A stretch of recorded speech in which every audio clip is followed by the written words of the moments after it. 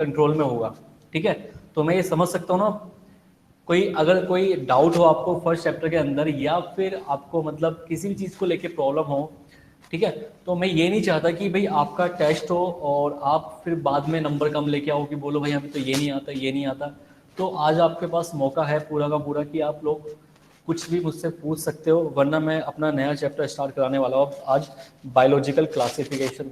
ठीक है, तो आई होप कि जो आपके मार्क्स आएंगे बॉटनी के अंदर, मैं बॉटनी के बारे में ही बात करूंगा, जूलॉजी के बारे में बात नहीं करूंगा बिल्कुल भी।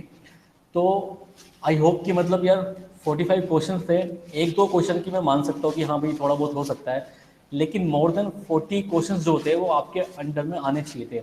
तो मैं ये समझ सकता हूँ कि भाई आपके 40 क्वेश्चन बिल्कुल सही होंगे। हाँ भाई,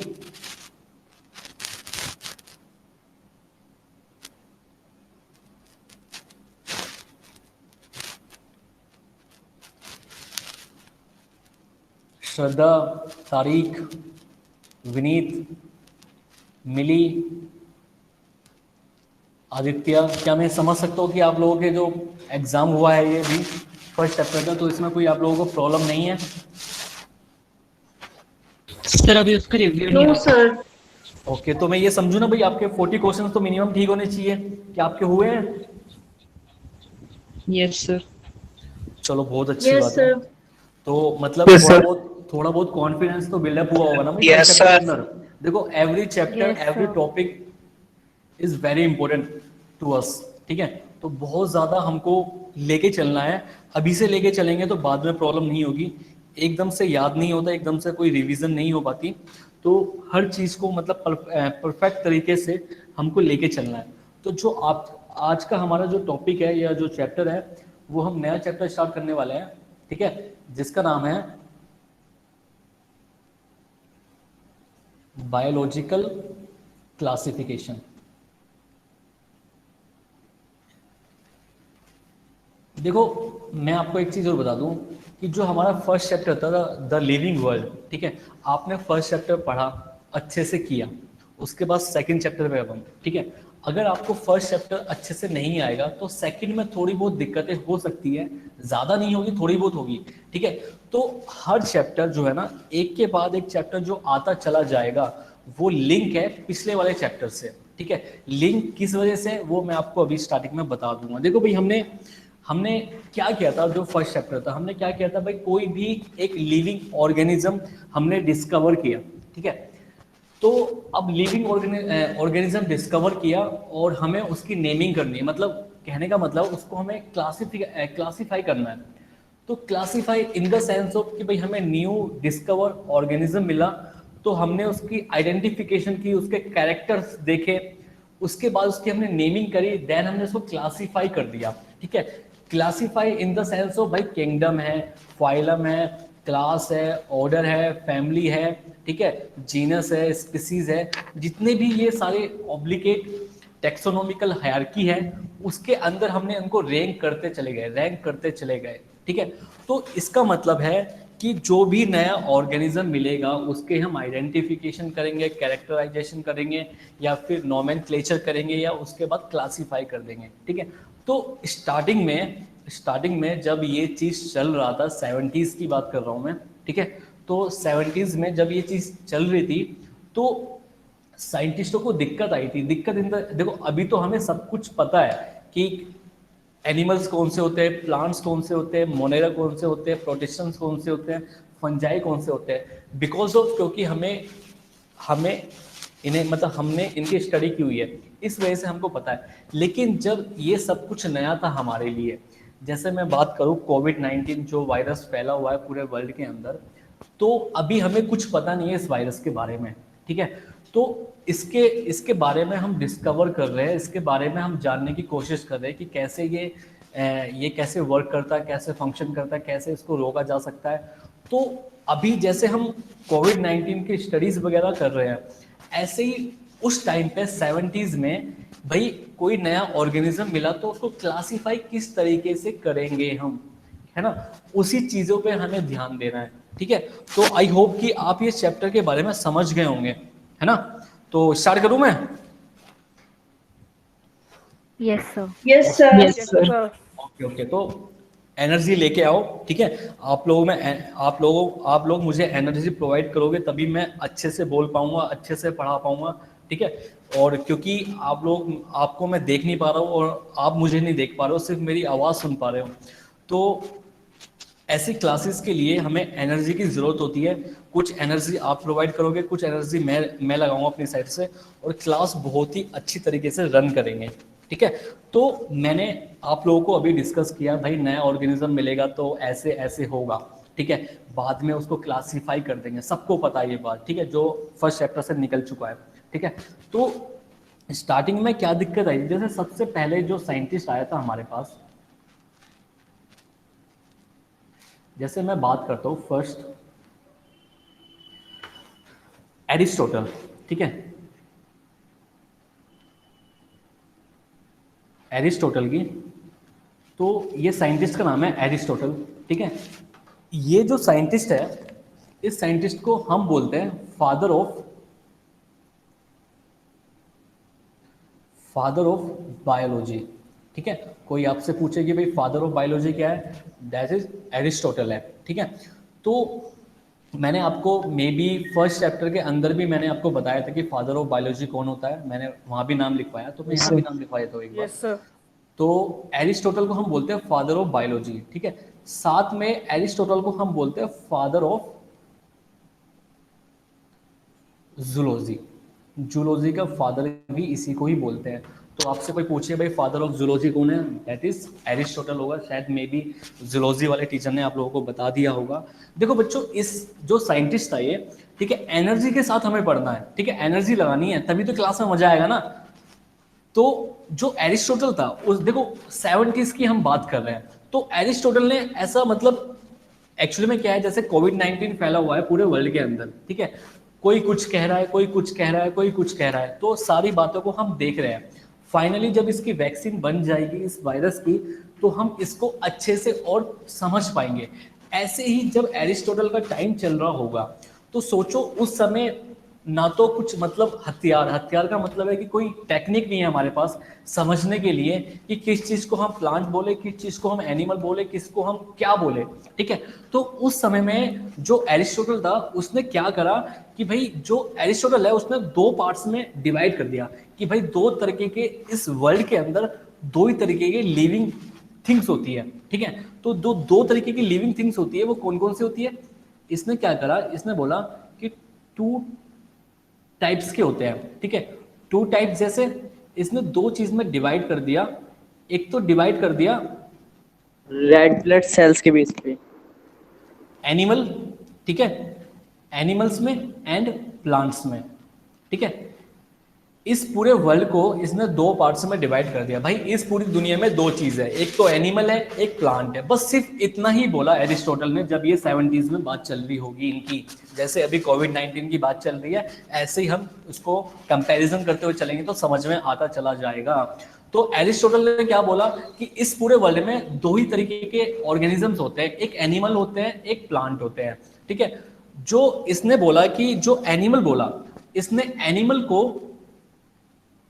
इसने एनिमल को दो पार्ट्स में डिवाइड कर दिया, अगेन टू पार्ट्स में डिवाइड कर दिया एनिमल्स को, कि एनिमल भी दो टाइप के एनिमल्स होते हैं। एक वो एनिमल जिनके अंदर रेड ब्लड सेल्स प्रेजेंट होती है, और एक वो एनिमल जिनके अंदर रेड ब्लड सेल्स एब्सेंट होती है। तो इसका कहने का मतलब है कि देखो हमें आज के टाइम में नाउ अडेज हमें क्या पता है कि भाई मोनेरा भी होते हैं, मोनेरंस भी होते हैं, प्रोटिस्टा भी होते हैं, प्रोटिस्टेंट्स भी होते हैं, फंजाई भी होते हैं, ठीक है, प्लांट्स भी होते हैं एंड एनिमल्स भी होते हैं। आज के टाइम में हमें ये सब चीज़ें पता हुआ है कि ये सब चीज़ें होती हैं, ठीक है। हमें पता है कि मोनेरंस होते हैं, प्रोटिस्टेंट्स होते हैं, फंजाई होते हैं, प्लांट भी होते हैं, एनिमल्स भी होते हैं। लेकिन जब एरिस्टोटल का जमाना चल रहा था तो उसने क्या करा, दो पार्ट्स में डिवाइड कर दिया, एक एनिमल्स में, एक प्लांट्स में। एनिमल्स में उसने बोला कि दो टाइप के एनिमल्स होते हैं, एक तो वो एनिमल्स होते हैं कि जिनके अंदर आरबीसी प्रेजेंट होती है, एक वो एनिमल होते हैं जिनके अंदर आरबीसी एब्सेंट होती है। तो मैं यहाँ पे लिख देता हूँ animals having red blood cell, ठीक है, तो रेड ब्लड सेल्स, ठीक है। तो एक तो वो एनिमल्स है जिनके अंदर आरबीसी है और एक वो एनिमल्स है जिनके अंदर आरबीसी एब्सेंट है। तो यहां लिख देता हूं animals do not have RBC, ठीक है, रेड ब्लड सेल्स, ठीक है। तो एनिमल्स को ना टू पार्ट्स में डिवाइड कर दिया। एक वो एनिमल्स होते हैं जिनके अंदर आरबीसी होती है, एक वो एनिमल्स होते हैं जिनके अंदर आरबीसी नहीं होते हैं, क्योंकि उसने शायद मे बी टेक्नोलॉजी नहीं थी उस समय, फिर भी उसने जो बताया वो कुछ हद तक ठीक था, लेकिन हर चीज़ ठीक नहीं थी, क्योंकि मोनेरल्स भी होते हैं, प्रोटिस्टन्स भी होते हैं, फंजाई भी होते हैं, एनिमल्स भी होते हैं अलग से, ठीक है, और प्लांट भी होते हैं, ठीक है। तो आप मुझे बता सकते हो भाई, आरबीसी सबको पता है आरबीसी क्या होता है, Yes, sir. Yes, sir. ठीक है। रेड ब्लड सेल जो हमारे ब्लड के अंदर पाई जाते हैं, आरबीसी जो होते हैं उनके अंदर न्यूक्लियस एब्सेंट होता है, पता है ना सब चीजें। Yes, sir. ओके, तो उसने जो प्लांट्स में कैटेगराइज करे कि भाई प्लांट्स जो है वो 3 टाइप में उसने प्लांट को अलग अलग रखा, कैटेगरीज में बनाया, कि एक प्लांट्स वो होते हैं जो श्रब्स कहलाते हैं, एक प्लांट्स वो होते हैं जो जो जो जो हर्ब्स कहलाते हैं, सेकंड प्लांट टाइप के प्लांट होते हैं जो श्रब्स कहलाते हैं, और थर्ड टाइप के प्लांट्स वो होते हैं जिनको हम ट्रीज बोलते हैं, ठीक है। तो जैसे एनिमल्स को उनने 3 मतलब 2 पार्ट्स में डिवाइड किया हुआ है, ऐसे ही प्लांट्स को उनने 3 पार्ट्स में डिवाइड कर दिया, हर्ब्स, श्रब्स एंड ट्रीज में, ठीक है। हर्ब्स आपको पता है, श्रब्स आपको पता है, और ट्री भी आपको पता है, ट्री किसको बोलते हैं या श्रब्स किसको बोलते हैं। जो गार्डन में आप जाते हो तो मतलब जो पेड़ पौधे दिखाई देते हैं जिनकी कटिंग करके रखते हैं वो डिज़ाइन में, तो वो श्रब्स बोलते हैं। हर्ब्स वो होते हैं जो फ्रेगमेंट के तौर पे हम यूज़ करते हैं, और ट्रीज़ आपको पता है कि ट्रीज़ में मतलब जो मेन स्टेम होता है वो बहुत क्या होता है, हार्ड टाइप का होता है। तो एनिमल्स को और प्लांट्स को, हाँ सर हर्ब्स क्या होते हैं, एक बार फिर बता दो।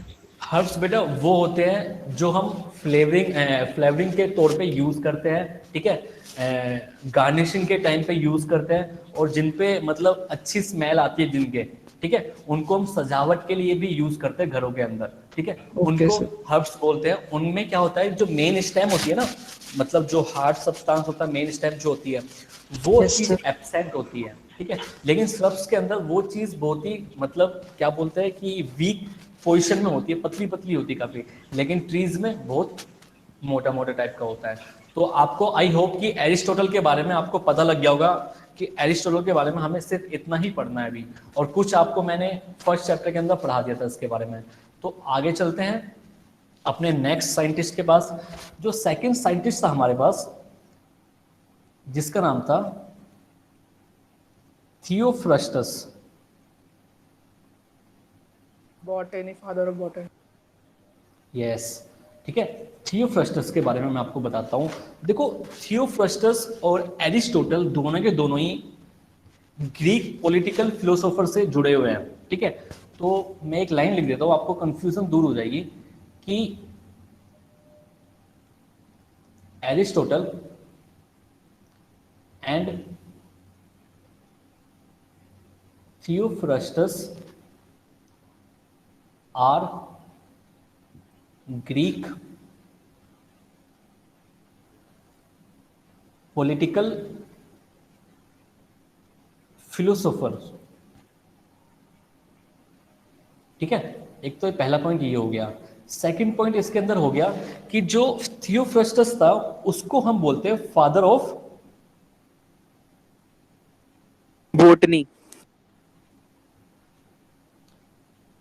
फादर ऑफ बॉटनी भी बोलते हैं, father of ancient plant taxonomy भी बोलते हैं, ठीक है। और हम इसको फादर ऑफ जूलॉजी भी बोल देते हैं, ठीक है। तो आपको अगर आपको स्पेशली पूछा जाए कि भाई फादर ऑफ जूलॉजी कौन है, तो आपको बोलना है एरिस्टोटल है, ठीक है। लेकिन कुछ पॉइंट्स होते हैं जिनको हम कंसीडर करते हैं उस टाइम में जब, क्योंकि एरिस्टोटल और थियोफ्रस्टस जो होता है एक ही एरा में थे जब इन्होंने सब कुछ किया, अपनी डिस्कवरी वगैरह की, ठीक है। तो इनको हम ये चीज़ों से जानते हैं। साथ में इसने जो थियोफ्रस्टस था इसने बुक्स निकाली थी अपनी, ठीक है। वो बुक्स के नाम क्या क्या थे? एक तो इसने निकाला हिस्टोरिया प्लांटरम, ठीक है। हिस्टोरिया प्लांटरम बुक निकाली, ठीक है। ये फर्स्ट बुक थी, first book of botany. Botany की सबसे पहली बुक यही थी, ठीक है, इस वर्ल्ड के अंदर, हिस्टोरिया प्लांटरम। इसीलिए हम थियोफ्रस्टस को क्या बोलते हैं? फादर ऑफ बॉटनी, ठीक है। इसने एक और बुक निकाली जिसका नाम था कॉजेज ऑफ प्लांट, ठीक है। इसने एक और बुक निकाली जिसका नाम था इंक्वायरी इनटू प्लांट्स, ठीक है। तो आप चाहो तो ये नाम, बुक्स वगैरह के नाम याद मत करना, ठीक है, लेकिन मेरा मानना है कि जितना मैं लिखवा रहा हूँ आप लोगों को, ये आपको ना मतलब आपकी टिप्स पे याद होना चाहिए। देखो, दो चीज़ें मैंने आपको बताई है अभी तक, Aristotle father of biology, father of zoology, ठीक है। एरिस्टोटल ने क्या करा? 2 किंगडम क्लासिफिकेशन दी थी, ठीक है। तो अगर आप लिखना चाहो तो यहाँ पे लिख सकते हो, जो एरिस्टोटल था उसने क्या दिया था? 2 किंगडम क्लासिफिकेशन दिया था, ठीक है। 2 किंगडम का मतलब 2 किंगडम बनाए थे, एक तो एनिमल वाला किंगडम और एक बनाया था प्लांट वाला किंगडम, ठीक है। एनिमल में भी उनने 2 पार्ट्स में डिवाइड कर दिया कि जिनके पास आरबीसी है, जिनके पास आरबीसी नहीं है, ठीक है। प्लांट्स को उनने 3 पार्ट्स में डिवाइड कर दिया, हर्ब्स, श्रब्स एंड ट्रीज में, ठीक है। थियोफ्रस्टस आया, थियोफ्रस्टस को हम एरिस्टोटल एंड थियोफ्रस्टस को हम बोलते हैं पॉलिटिकल फिलोसोफर्स थे दोनों के दोनों, ठीक है। इसको हम फादर ऑफ बॉटनी भी बोलते हैं, father of ancient plant taxonomy भी बोलते हैं, फादर ऑफ जूलॉजी भी बोलते हैं, ठीक है। इसने जो बुक निकाली वो निकाली थी हिस्टोरिया प्लांटरम, ठीक है। फर्स्ट बुक ऑफ बॉटनी, इस वर्ल्ड के अंदर पहली बुक थी जो बॉटनी के ऊपर लिखी गई थी, जो इसीलिए हम इसको क्या बोलते हैं? फादर ऑफ बॉटनी भी बोलते हैं, ठीक है। साथ में 2 बुक और निकाली, causes of plant, inquiry into plant, ठीक है। आप चाहो तो ये जो बुक्स के नाम मैंने आपको बताया था, चाहो तो आप ये याद ना रखो तो कोई दिक्कत नहीं है, लेकिन मेरा मानना है कि हर चीज़ याद होनी चाहिए, बाकी बात खत्म, ठीक है। साथ में थियोफ्रस्टस ने प्रपोज की थी, प्रपोज टर्म्स, ठीक है। इसने कौन कौन सी टर्म्स प्रपोज की? जैसे इसने दिया था एनुअल, एनुअल प्लांट्स कौन से होते हैं, एनुअल टर्म्स भी दी थी इनने, बाइनियल टर्म्स भी दी थी। बाइनियल प्लांट्स कौन से होते हैं? और एक होते हैं पेरेनियल, पेरेनियल टर्म्स भी इसने ही दी है, ठीक है। तो इसने जो है 3 चीजों के बारे में और बताया, एनुअल, बाइनियल एंड पेरेनियल, ठीक है। क्या आप लोगों को पता है कि एनुअल प्लांट्स कौन से होते हैं, बाइनियल प्लांट्स कौन से होते हैं और पेरेनियल प्लांट्स कौन से होते हैं? देखो, जो मैं लिखवा रहा हूं ना आपको, कुछ भी एक्स्ट्रा नहीं है, कुछ भी ऐसा नहीं है कि भाई ये चीज भाई बहुत एक्स्ट्रा हो रहा है, ऐसा कुछ नहीं है, ठीक है। एनुअल प्लांट्स आपको 3rd चैप्टर में पढ़ने को मिलेंगे, बाइनियल प्लांट्स आपको 3rd चैप्टर में पढ़ने को मिलेंगे, पेरेनियल प्लांट्स आपको 3rd चैप्टर में पढ़ने को मिलेंगे।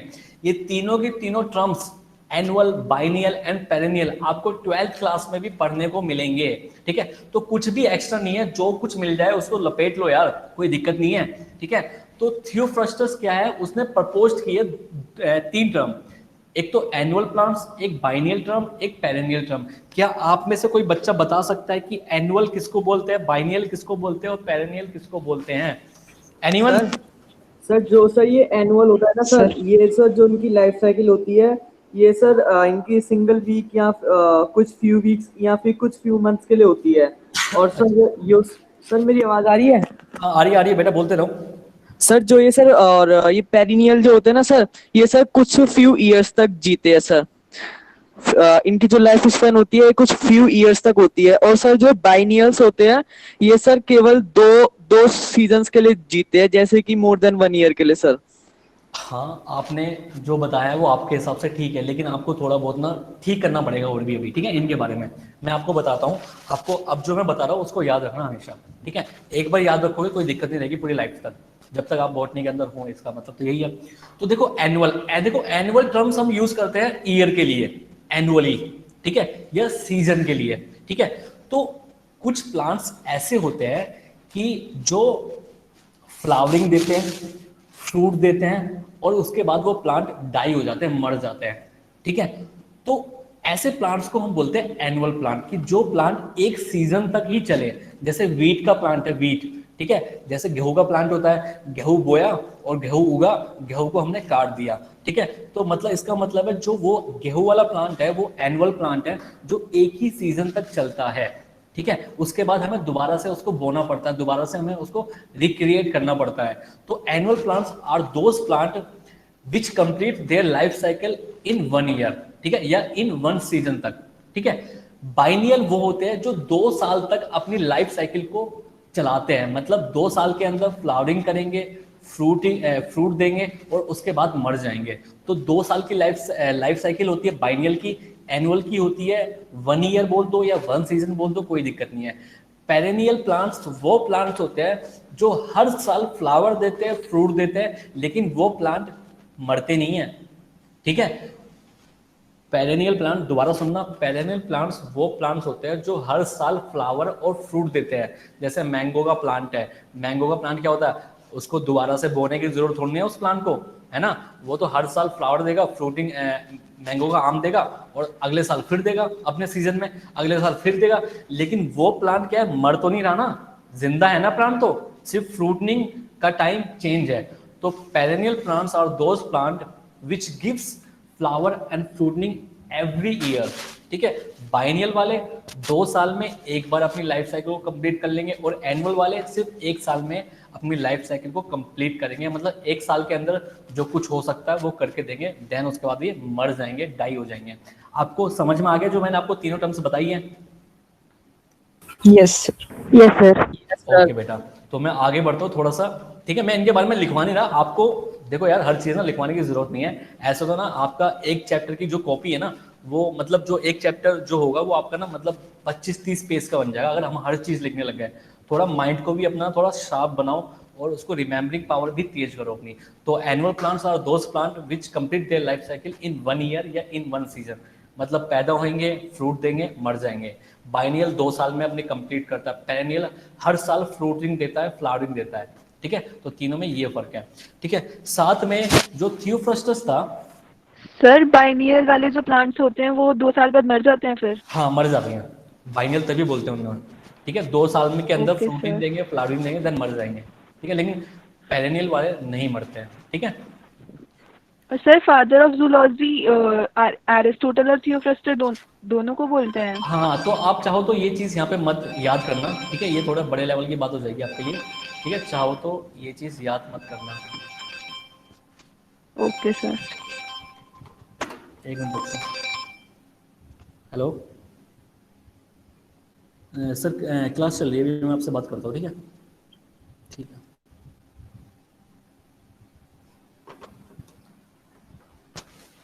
तो मैंने आपको ये चीज़ बता दी है, ठीक है। इसको चाहे तो याद मत करो, आप एरिस्टोटल का नाम ही याद करो, ठीक है। जो थियोफ्रस्टस था उसने क्या किया है, उसने ये किया है जैसे एरिस्टोटल ने प्लांट्स को 3 पार्ट्स में डिवाइड किया था, हर्ब्स, श्रब्स और ट्री में, ठीक है। इसने क्या करा, प्लांट्स को इसने 4 पार्ट में डिवाइड कर लिया, 4 पार्ट में, ठीक है। जैसे उसने 3 पार्ट्स में किया था, इसने 4 पार्ट में डिवाइड कर लिया। एक तो पहला पार्ट इसने बनाया हर्ब्स का, सेकंड पार्ट बनाया इसने श्रब्स का, थर्ड पार्ट बनाया अंडर श्रब्स, ठीक है। एक नया नाम दे दिया अंडर श्रब्स में, और फोर्थ बनाया ने ट्री के बारे में। कुछ भी एक्स्ट्रा नहीं है, सिर्फ वही है कि इसने 3 चीजें बता दी है, उसे घुमा फिरा के उसने 4 चीजें बता दी है, ठीक है। बात वही है, श्रब्स और अंडर श्रब्स जो होते हैं वो बात एक ही है दोनों की दोनों, ठीक है। कुछ डिफरेंसेस होते हैं कि भाई उनके जो स्टेम होते हैं वो थोड़े से हार्ड हो जाते हैं हल्के से, ट्री नहीं बन पाते वो, मतलब श्रब्स और ट्री के बीच का जो प्लांट्स होते हैं उनको हम अंडर श्रब्स में रख सकते हैं। ठीक है जी।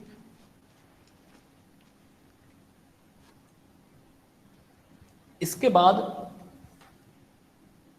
एक साइंटिस्ट और आया जो आपको सबको पता है, जिसका नाम है कैरोलस लीनियस। ठीक है, कैरोलस लीनियस।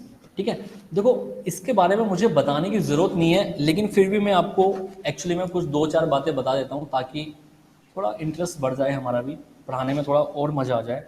एक्चुअली में क्या था कि जो कैरोलस लीनियस है उसका जो रियल नेम है, रियल नेम, ठीक है, कैरोलस लीनियस का रियल नेम कैरोलस लीनियस नहीं है। कैरोलस लीनियस का रियल नेम है कार्ल वॉन लीनियस। हाँ, कार्ल वॉन लीनियस।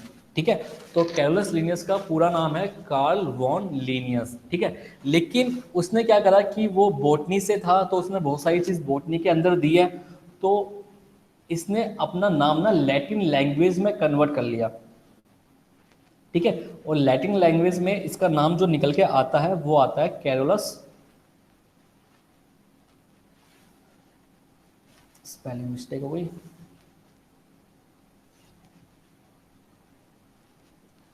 लीनियस। ठीक है, तो आपको ये भी पता होना चाहिए। बस इंटरेस्टिंग फैक्ट्स है कुछ, भाई जरूरी नहीं है कि रिमेंबर रखो, लेकिन हाँ पढ़ते पढ़ते थोड़ा सा इंटरेस्ट जाग जाता है ऐसी चीज़ें जानने में। तो अब इसका जो नाम है रियल नेम वो है कार्ल वॉन लीनियस। ठीक है, लैटिन लैंग्वेज में उसने नाम अपना चेंज कर लिया और उस नाम को बना दिया हमने कैरोलस लीनियस। ठीक है, देखो आपको पता है कि ये किस किस चीज़ का फादर है, इसको बताने की ज़रूरत तो नहीं पड़ेगी मुझे, ये किस किस चीज़ का फादर है। जैसे ये फादर किस किस चीज़ का, ये आप लोग बताओगे मुझे अभी। Modern Taxonomy. Father taxonomy, binomial nomenclature, और taxonomy. Taxonomy, father of taxonomy कौन है? Carolus Linnaeus. Sir father of systematics, binomial nomenclature, systematics. ठीक है, father of Three kingdom classification. Binomial nomenclature. ठीक है, और father of modern ecology. Modern ecology, साथ में फादर ऑफ प्लांट टैक्सोनॉमी भी बोल सकते हैं। देखो बच्चों, आपको एक चीज पता है आपको कि अब जो है जैसे बेंगलोर जो सिटी है वो फेमस है कि वहाँ पे ना इंजीनियर्स बहुत हैं, है ना? किसी को पता है चीज़? Yes sir, yes sir. तो मतलब ऐसे सुना है मैंने भी, ऐसे कहा नहीं जाता, लेकिन ऐसे बोलते हैं कि अगर एक बिल्डिंग से पत्थर लेके नीचे फेंक दो तो वो पत्थर इंजीनियर को लग सकता है कि इतने इंजीनियर बोले जाते हैं वहाँ पे, इतने इंजीनियर हैं वहाँ पे। ठीक है, कि अगर मैं पत्थर लेके पत्थर फेंक दूँ किसी इंसान को लग जाए, वो भी इंजीनियर निकल जाएगा। ठीक है, कहने का मेरा मतलब ये है। तो ऐसे ही उस टाइम पे कैरोलस लीनियस वाले टाइम पे अगर कोई भी चीज़ उठा के पढ़ लो, ये किसने दी है? ये तो कैरोलस लीनियस ने दी है। इतना क्रेज था उस समय इसका। ठीक है, क्योंकि उसने बहुत सारी चीज़ दी है जो आज भी हम लोग फॉलो करते हैं। ठीक है, इकोलॉजी में इसलिए नहीं लिख रहा हूँ यहाँ पे क्योंकि यहाँ पे इकोलॉजी का कोई टॉपिक नहीं है हमारा, और यहाँ पे मतलब नहीं है, जब इकोलॉजी का टॉपिक आएगा तो उसमें मैं आपको बताऊंगा। तो ये कुछ फादर्स है जो कैरोलस लीनियस को हम बोलते हैं। उसने बुक्स भी तो दिए यार, है ना? उसने बुक्स भी तो सिस्टम एंड नेचर है। हाँ, तो मैं बुक्स के बारे में लिख देता हूँ जो उसने बुक्स दी है। तो हॉर्टस अपलैंडिकस एक बुक ये दी है उसने, एक दी है फिलोसोफिया बोटेनिका, एक बुक ये भी लिखी है उसने, एक बुक लिखी है स्पीसीज प्लांटेरम जो मैंने आपको पिछली क्लास में बताया था, प्लांटेरम। ठीक है, एक और बुक लिखी है उसने जिसका नाम है जनरल प्लांटेरम।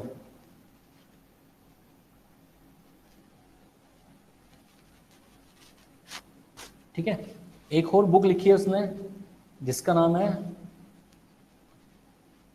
सिस्टेमा नेचुरा। ठीक है, तो मैंने आपको जो पिछले चैप्टर में थे मैंने आपको दो बुक के बारे में बताया था, एक तो था स्पीसीज प्लांटेरम के बारे में, एक स्पीसीज नेचर के बारे में, है ना। शायद मे बी दो या फिर मे बी ये मैंने जनरल प्लांटेरम के बारे में बताया था क्या? No sir. ओके, तो ये कुछ बुक्स है जो मैं आपको दोबारा से रिकॉल करवा देता हूँ, या कुछ नई भी है इसमें। एक तो हॉर्टस अप्लेंटिकस है, एक फिलोसोफिया बोटेनिका है, स्पीसीज प्लांटेरम है, जनरल प्लांटेरम है, और सिस्टेमा नेचर भी है। ठीक है, तो जो सिस्टेमा नेचर थी उसने इसके अंदर साइंटिफिक नेम ऑफ एनिमल्स के बारे में दिया था। ठीक है, एक तो साइंटिफिक नेम्स ऑफ एनिमल्स के बारे में दिया था। सेकंड, इसी के अंदर सिस्टेमा नेचर के अंदर उन्होंने डिस्क्रिप्शन किया था एनिमल किंगडम्स का।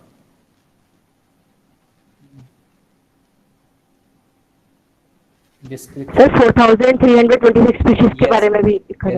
यस, ये मैंने आपको फर्स्ट चैप्टर में बता दिया था। तो वो जो मैंने लिखवा दिया वहाँ पे वो चीज़ मैं दोबारा से नहीं लिखवाऊंगा, लेकिन जो चीज़ मैंने छोड़ रखा है वो मैं आपको लिखवा देता हूँ। तो ये डिस्क्रिप्शन ऑफ एनिमल किंगडम्स में इसने डिस्क्रिप्शन दिया एनिमल किंगडम का।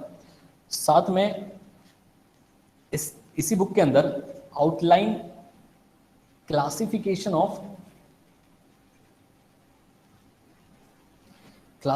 ऑफ प्लांट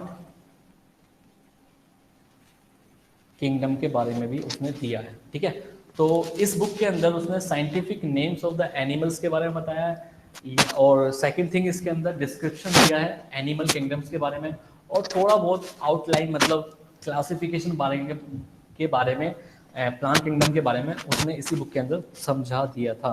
ठीक है, जो जनरल प्लांटेरम है उसने इस बुक के अंदर डिटेल में डिस्क्रिप्शन दिया है, डिस्क्रिप्शन ऑफ प्लांट किंगडम। तो उसने डिटेल में बताया प्लांट किंगडम के बारे में इस वाली बुक में, जनरल प्लांटेरम के बारे में। ठीक है, स्पीसीज प्लांटेरम के बारे में इसने क्या बताया, scientific name of the plants. ठीक है, इसके अंदर उसने साइंटिफिक नेम दिए थे, नेम ऑफ प्लांट्स के बारे में। ठीक है, बोटेनिका के बारे में आपको पता ही है कि भाई ये प्लांट से रिलेटेड है। ठीक है, तो इसमें इसके अंदर दिया था प्रिंसिपल्स दिए थे,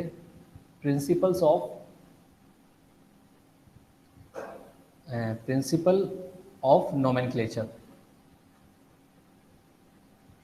ठीक है, तो नोमेनक्लेचर का प्रिंसिपल्स किस बुक में दिया था, फिलोसोफिया बोटेनिका में। स्पीसीज प्लांटेरम में क्या दिया था, साइंटिफिक नेम दिए थे प्लांट्स के बारे में, और डिटेल में डिस्क्रिप्शन दी थी प्लांट किंगडम की, वो जनरल प्लांटेरम में दिया था। और सिस्टम ऑफ नेचर के अंदर उसने दिया था एनिमल्स के साइंटिफिक नेम दिए थे, साथ में डिस्क्रिप्शन दिया था एनिमल किंगडम का, और साथ में थोड़ी बहुत बातें उन्होंने प्लांट्स किंगडम के बारे में भी, क्लासिफिकेशन के बारे में थोड़ी बहुत डाल दी थी। ठीक है, तो ये चीज़ें थी। ठीक है, क्या आपको पता है कि जो इसने क्या करा कि इसने भी टू किंगडम क्लासिफिकेशन पे ही अपना ज़्यादा महत्व दिया, इसने कुछ और बातें नहीं करी यहाँ पे। इसने क्या करा है, कैरोलस लिनियस ने इसने टू किंगडम के बारे में बताया है, वेजिटेबलिया एंड एनिमलिया। हाँ, एक तो एनिमलिया एक प्लांटे, मैं आपको बताऊंगा कि किस बेसिस पे उसने एनिमल को प्लांट को अलग किया है, क्या किस बेसिस पे उसने बताया है। ठीक है, तो अभी तक जो पढ़ते हुए आ रहे हैं हम टू किंगडम क्लासिफिकेशन ही पढ़ रहे हैं, चाहे वो एरिस्टोटल की बात कर ले, चाहे हम वो थियोफ्रस्टस की बात कर ले, चाहे हम कैरोलस लिनियस की बात कर ले, तो अभी तक टू किंगडम पे ही सब लोग अटके पड़े हैं। तो जो उसने क्योंकि यार कैरोलस लिनियस जो था वो जीनियस था प्लांट्स के बारे में। ठीक है, तो उसने प्लांट्स के बारे में बहुत ज़्यादा रिसर्च भी की हुई है, तो ऐसे ही उसने 2 किंगडम क्लासिफिकेशन दी थी, और 2 किंगडम जो क्लासिफिकेशन दिया उन्होंने 2 पार्ट्स में दी थी। एक को बनाया उसने एनिमल का ग्रुप, ठीक है, एनिमेलिया भी बोल सकते हैं उसको, ठीक है, एनिमेलिया। और एक बनाया उन्होंने प्लांटे, प्लांटे के बारे में, ठीक है।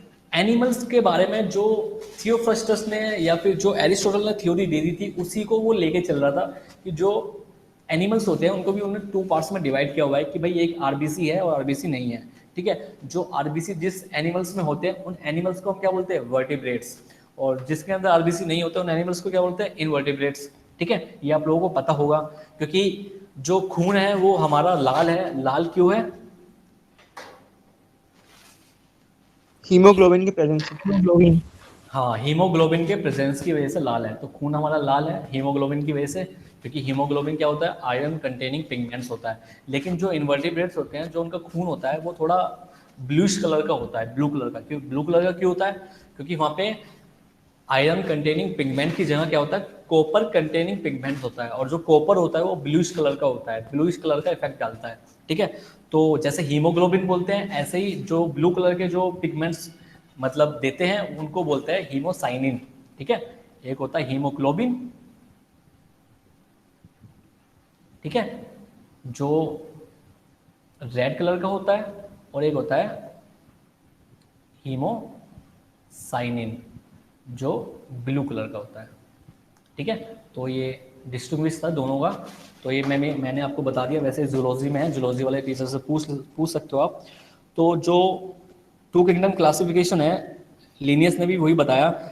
इसने क्या करा, जो प्लांट्स है, जो प्लांटिक ग्रुप है, इसके अंदर इसने 24 ग्रुप्स के बारे में डिस्कस किया। इसने क्या करा, 24 ग्रुप्स के बारे में डिस्कस किया। मैं आपको सारे ग्रुप्स के बारे में तो नहीं बताऊंगा, सिर्फ मैं आपको नंबर बता रहा हूँ। 24 ग्रुप्स के बारे में इन्हें डिस्कस किया। अभी तक 3-4 ग्रुप चल रहे थे कि भाई हर्ब्स है, सर्ब्स है और ट्री है, ये हर्ब्स है, सर्ब्स है, अंडर सर्ब्स है और ट्री है। यहाँ पे भाई साहब ने क्या करा, 24 ग्रुप्स बना डाले, ठीक है। और 24 ग्रुप जो थे प्लांट के अंदर, इसने किस बेसिस पे बनाए हैं 24 ग्रुप? देखो ध्यान से सुनना, किस बेसिस पे बनाए इस महापुरुष ने? ऑन द बेसिस ऑफ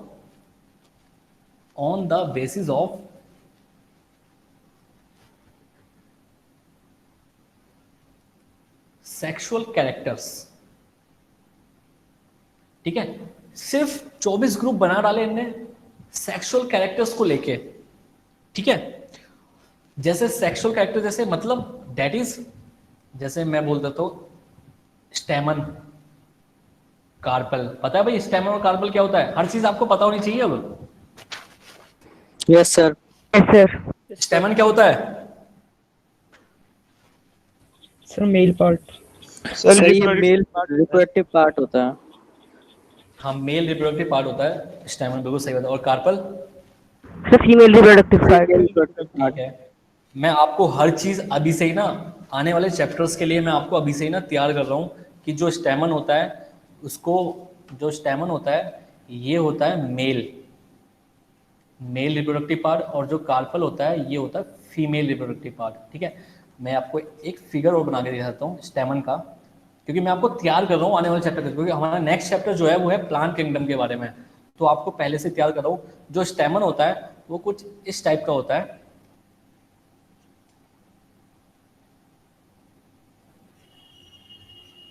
ठीक है। और जो कार्पल होता है वो कुछ इस टाइप का होता है। थोड़ा सा ऊपर कर देते हैं इसको।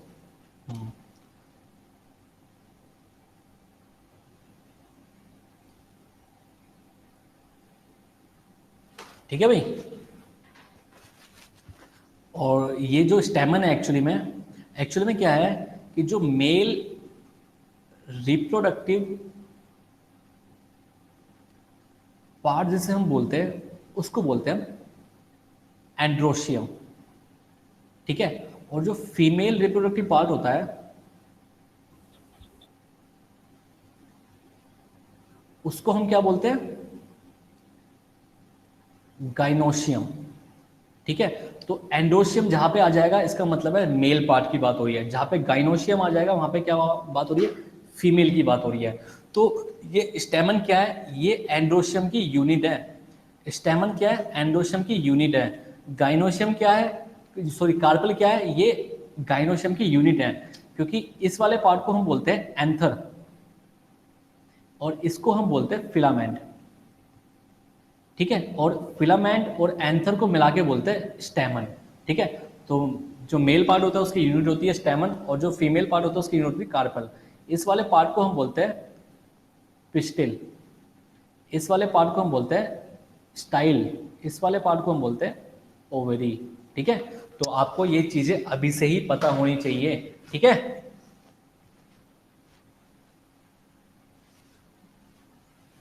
ओके जी, Yes, sir. Yes sir.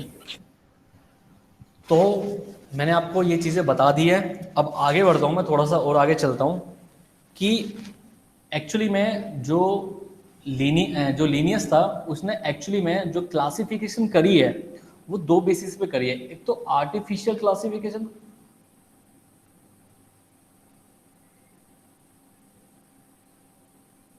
और सेकंड जो क्लासिफिकेशन करी है वो करी है सेक्सुअल क्लासिफिकेशन। भाई सेक्सुअल क्लासिफिकेशन करी है तो मैंने आपको बता दिया। एक आर्टिफिशियल क्लासिफिकेशन भी है जो ज़्यादा मायने नहीं रखता, सिर्फ याद रखना कि भाई जो लीनियस है उसने आर्टिफिशियल क्लासिफिकेशन भी करी है, मतलब मैन मेड। आर्टिफिशियल का मतलब क्या होता है? मैन मेड, ठीक है। और एक सेक्सुअल क्लासिफिकेशन भी करी है जो स्टेमन और कार्पल के दोनों का हिस्सा था, ठीक है। उसके बाद जो साइंटिस्ट आया लीनियस के बाद 4 नंबर पे, वो था हाइकल, ठीक है। माइकल नहीं है, हाइकल है, ठीक है। हाइकल साइंटिस्ट आया, ठीक है। अभी तक देखो बच्चों जो चल रहा था वो 2 किंगडम क्लासिफिकेशन ही चल रहा था, लेकिन हाइकल पहली बार सामने आता है और ये बोलता है कि ये 2 किंगडम क्लासिफिकेशन गलत है। अगर कोई कुछ चीज सही है तो वो है 3 किंगडम क्लासिफिकेशन। इसका मतलब है हाइकल ही वो पहला शख्स है जिसने क्या दिया था? 3 किंगडम क्लासिफिकेशन, ठीक है। अभी तक हम 2 किंगडम पढ़ते हुए आ रहे हैं। पहला किंगडम का नाम है एनिमेलिया, सेकंड किंगडम का नाम है प्लांटी, ठीक है। पर हाइकल ने क्या बोला कि 2 किंगडम जो क्लासिफिकेशन है उसकी बजाय हम 3 किंगडम क्लासिफिकेशन पढ़ सकते हैं, क्योंकि उसने थोड़ी बहुत रिसर्च कर रखी थी। जैसे उसने जो थर्ड वन था प्रोटिस्टा। प्रोटिस्टा। प्रोटिस्टा। बिल्कुल बिल्कुल, जो थर्ड किंगडम था उसने इंट्रोड्यूस किया किस नाम से? प्रोटिस्टा के नाम से,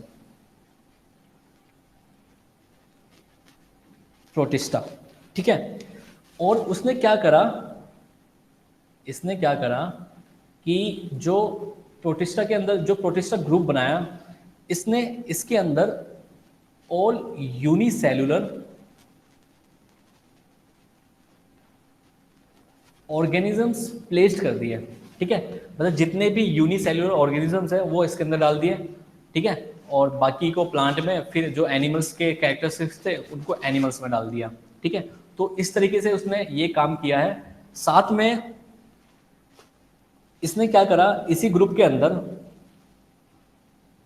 like fungi, protozoa, algae, bacteria, slime moulds, सब इसके अंदर प्लेस कर दिए। देखो फंजाई का एक किंगडम अलग है, किंगडम फंजाई, ठीक है। प्रोटिस्टा का अलग, प्रोटिस्टा जो है वो प्रोटोजोन में ही आता है, ठीक है। एल्गी प्लांट में आता है, बैक्टीरिया मोनेरंस में आता है। ये चीज़ें हमें अब पता है, लेकिन उसने क्या करा? फंजाई को और प्रोटोजोन को, एल्गी को, बैक्टीरिया को, स्लाइम मोल्ड को सब में एक ही ग्रुप में डाल दिया जिसका नाम था प्रोटिस्टा, ठीक है। तो और उसने क्या करा? उसने मोस्टली, इसका मतलब है mostly, that is mostly aquatic eukaryotes, ठीक है। एक्वेटिक यूकैरियोट्स को भी प्लेस कर दिया इसी के अंदर ही, ठीक है। तो प्रोटिस्टा जो ग्रुप बनाया था उसने किस बेसिस पे बनाया कि भाई जितने भी यूनिसेलुलर ऑर्गेनिजम्स होंगे मैं इसके अंदर प्लेस कर दूंगा। कोई फंजाई हो गई, कोई प्रोटोजोन हो गया, एल्गी हो गई, बैक्टीरिया हो गया, स्लाइम हो, सबको इसके अंदर, और मोस्टली एक्वेटिक यूकैरियोट्स को भी इसके अंदर प्लेस्ड कर दिया। तो ये दिया था हाइकल ने 3 किंगडम क्लासिफिकेशन। अब हम थोड़ा सा आगे चलेंगे, आगे चल के मैं आपको बताता हूँ कि इसके बाद जो किंगडम आया उसका नाम था 4 किंगडम क्लासिफिकेशन। ये है 5वां नंबर साइंटिस्ट का। इस साइंटिस्ट का नाम है Copeland. Excuse me sir. Yes sir algae तो मल्टी सेल्यूलर भी होती है, तो इन्होंने उसको भी इसी में रख दिया। हाँ जी, हाँ जी, तभी तो मतलब बाद में जाके जो आर.एच. विटेकर था उसने एक क्लासिफिकेशन करी कि उसने क्या करा, cellular structure, body of organisation, mode of nutrition, reproduction और फाइलोजेनेटिक रिलेशनशिप को ध्यान में रखते हुए सबका ग्रुप अलग करा। इसीलिए जो आर.एच. विटेकर है आज हम उसको फॉलो करते हैं मोस्टली, ठीक है। तो जो भी ये देखो मैंने आपको बताया ना कि जैसे आप ये सोच के चलो, जैसे कोविड-19 आया था दिसंबर में 2019 में, उसके बारे में कुछ नहीं पता था, ठीक है। मान के चलो जब साइंटिस्ट ने भाई दिमाग लगाना स्टार्ट किया होगा कि चलो कुछ क्लासिफिकेशन कर लेते हैं, प्लांट्स के बारे में जानते हैं, तो सोचो स्टार्टिंग में तो भाई कुछ चीज़ें सही होती है, कुछ चीज़ें गलत होती है। तो ऐसे ही सेम यहाँ पे कि भाई टेक्नोलॉजी का भी फर्क है कि भाई पहले टेक्नोलॉजी नहीं थी, अब टेक्नोलॉजी वो है कि हम हर चीज़ को पहचान सकते हैं, जान सकते हैं, ठीक है। तो ऐसे ही उस दौर की बातें अलग है, इस दौर की बातें अलग है। Okay yes sir. ओके, तो जो कॉपलैंड साइंटिस्ट आया उसने फिर उसके बाद उसने क्या दिया, उसने दिया 4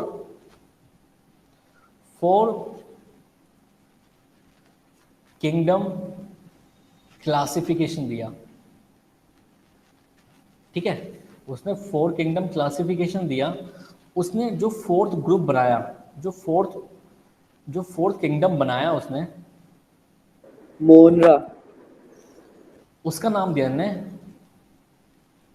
मोनेरा, ठीक है। तो उसका नाम दिया उसने मोनेरा, ये है मोनेरा, ठीक है। तो जो मोनेरा ग्रुप बन के आया वो कॉपलैंड की वजह से आया, ठीक है। इसने किस बेसिस पे इनको मतलब मोनेरा ग्रुप बनाया, उसने क्या करा, ऑल प्रोकैरियोटिक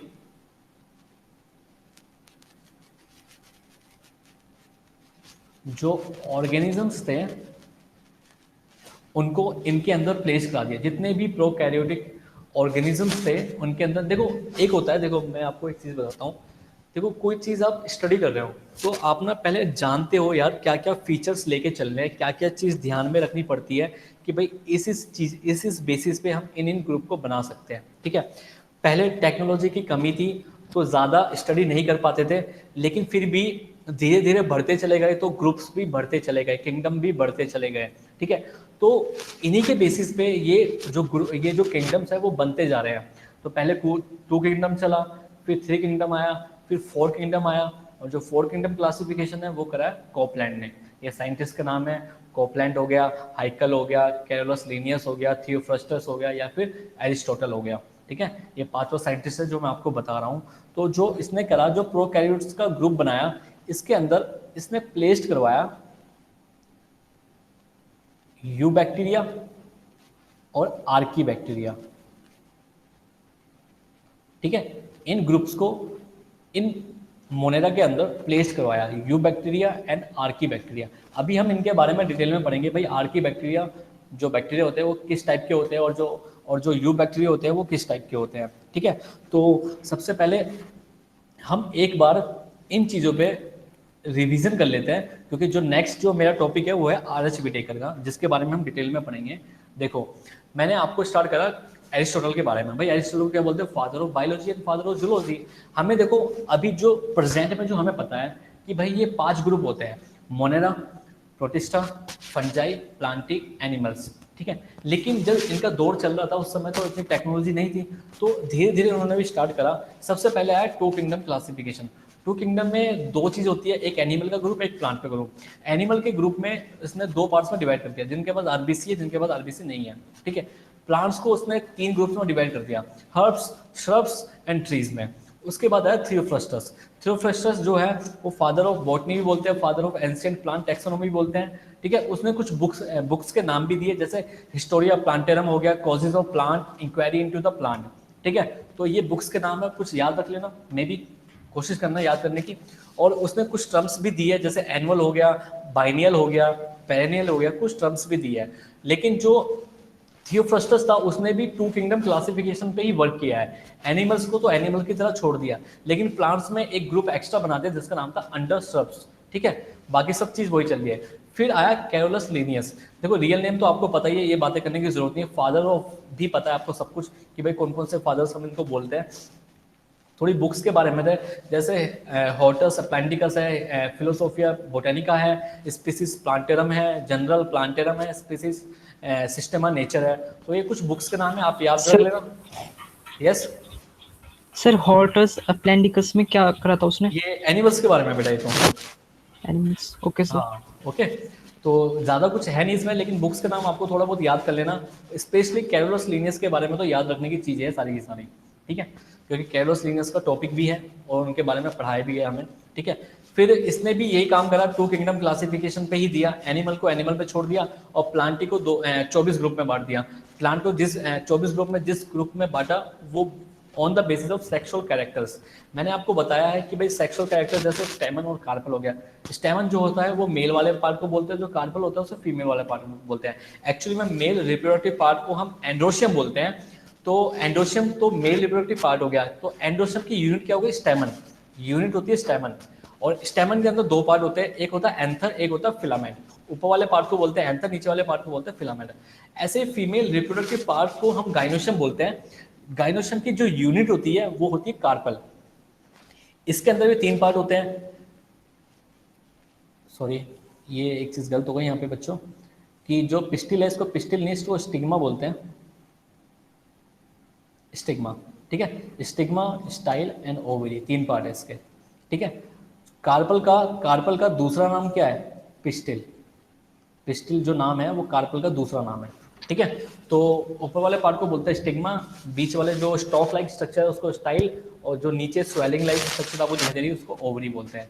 तो जो एक्चुअली में जो लीनियस ने क्लासिफिकेशन दी है, 2 चीज़ों में दी है, एक तो सेक्सुअल कैरेक्टर्स पर क्लासिफिकेशन दी है और एक आर्टिफिशियल क्लासिफिकेशन दी है, ठीक है। तो आपको बस ये नाम याद रखने हैं बेसिकली। सर आर्टिफिशियल में क्या था? जैसे मैन मेड होता है बेटा, ठीक है, कि मतलब इसकी क्रॉसिंग इसके साथ करा दी गई है, ओके। Yes sir.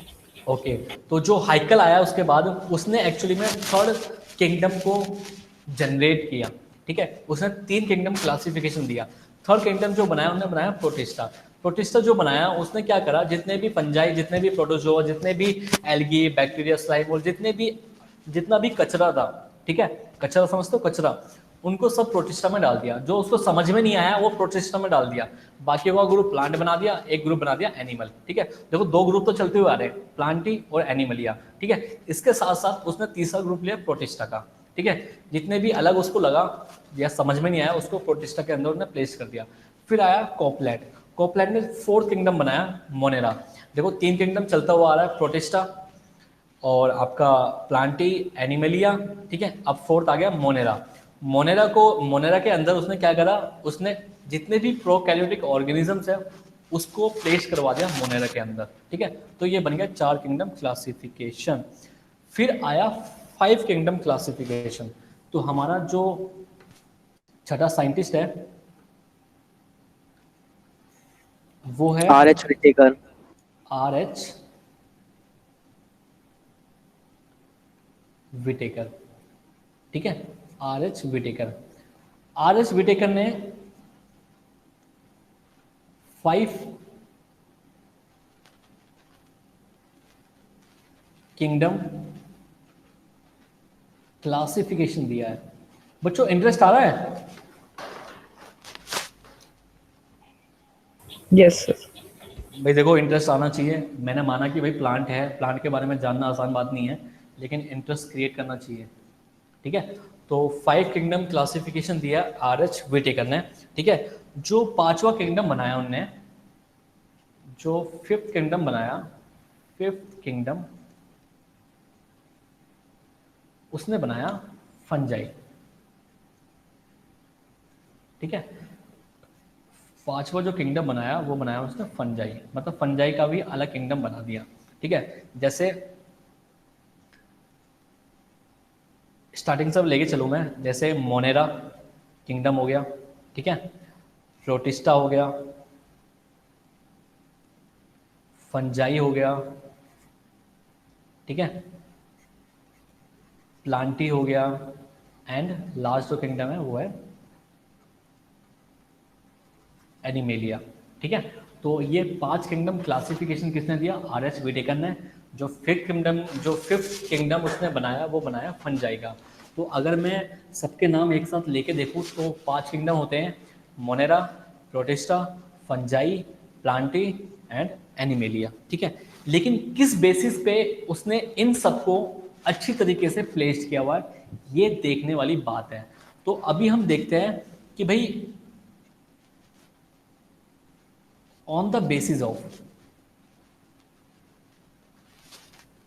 किस बेसिस पे उसने ये सब काम किए हैं, तो बेसिस देखते हैं, ठीक है। तो सबसे पहला जो बेस लिया उन्होंने, मतलब जो जिस काम पे उन्होंने वर्क किया, जैसे उसने देखा सेल्यूलर ऑर्गेनाइजेशन, मतलब सेल स्ट्रक्चर के बारे में देखा। मतलब सेल स्ट्रक्चर का मतलब हो गया कि भाई, सेल स्ट्रक्चर के बारे में हो गया कि भाई जो ऑर्गेनिज्म है वो प्रोकैरियोटिक है या फिर यूकैरियोटिक है, ठीक है। इन्हें दो चीज देखी, ये तो जो ऑर्गेनिज्म है ये तो प्रोकैरियोटिक होना चाहिए या फिर यूकैरियोटिक होना चाहिए। तो इसके बारे में भी उसने ध्यान दिया, सेल स्ट्रक्चर देखी कि प्रोकैरियोटिक है या फिर यूकैरियोटिक है, ठीक है। साथ में दूसरा जो उसने स्ट्रक्चर देखा वो देखा body of organisation. Body of organisation, ठीक है। बॉडी ऑफ ऑर्गेनाइजेशन का मतलब है कि देखा कि जो ऑर्गेनिज्म है वो यूनिसेल्यूलर है या फिर मल्टी सेल्यूलर है। देखो कितने बारीकी तरीके से उसने काम किया है, ठीक है। सबसे पहला स्ट्रक्चर, मतलब जो कैरेक्टर लिया वो लिया सेल्यूलर स्ट्रक्चर, सेल का स्ट्रक्चर। या तो सेल का जो स्ट्रक्चर है वो प्रोकैरियोटिक होना चाहिए या फिर यूकैरियोटिक, उन्होंने ध्यान दिया दोनों जगह। फिर उसने दूसरा कैरेक्टर लिया बॉडी ऑफ ऑर्गेनाइजेशन, उसने देखा कि जो ऑर्गेनिज्म है वो यूनिसेल्यूलर है या फिर मल्टी सेल्यूलर है, ठीक है। उसके बाद तीसरा जो कैरेक्टर लिया उसने वो लिया मोड ऑफ न्यूट्रिशन। उसने मोड ऑफ न्यूट्रिशन का भी ध्यान दिया है कि भाई जो प्रोकैरियोटिक होते हैं या फिर यूनिसेलुलर होते हैं या फिर यूकैरियोटिक होते हैं या फिर मल्टी सेलुलर होते हैं, इनका मोड ऑफ न्यूट्रिशन एक्चुअली में है क्या। तो इसने मोड ऑफ न्यूट्रिशन को 2 पार्ट्स में डिवाइड किया हुआ है, एक तो ऑटोट्रॉफिक और एक हेट्रोट्रॉफिक न्यूट्रिशन। भाई ऑटोट्रॉफिक न्यूट्रिशन पता है क्या होता है? यस सर, यस जो अपना फूड खुद बना लेते हैं रॉ मटेरियल से, इनऑर्गेनिक मटेरियल्स। हाँ बिल्कुल बिल्कुल सही बात है। जो अपना खाना खुद बनाते हैं उनको बोलते हैं autotrophic nutrition, mode of nutrition. और हेट्रोट्रॉफिक क्या होता है? जो दूसरों पे डिपेंड करते हैं, जो दूसरों से खाना लेते हैं, उनको बोलते हैं हेट्रोट्रॉफिक। हेट्रोट्रॉफिक के अंदर भी 3 टाइप का, हेट्रोट्रॉफिक के अंदर भी 3 टाइप का न्यूट्रिशन हो जाता है। देखो हर चीज़ इंपॉर्टेंट है, जो लिखवा दूंगा वो चीज़ इंपॉर्टेंट हो जाएगी आप लोगों के लिए, ठीक है। इसके बाहर बेशक ना पढ़ना, कोई दिक्कत नहीं है, लेकिन इतना तो आपको याद होना चाहिए। हेट्रोट्रॉफिक में भी 3 टाइप का न्यूट्रिशन आता है।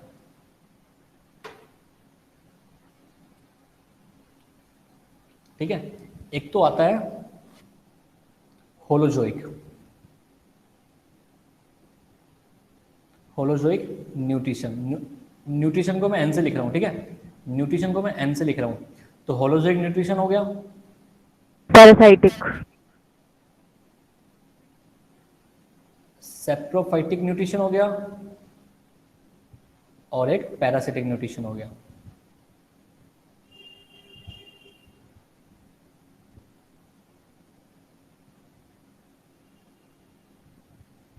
ठीक है, होलोजोइक हो गया, सेप्रोफाइटिक हो गया एंड पैरासिटिक न्यूट्रिशन हो गया। ठीक है, देखो होलोजोइक क्या होता है,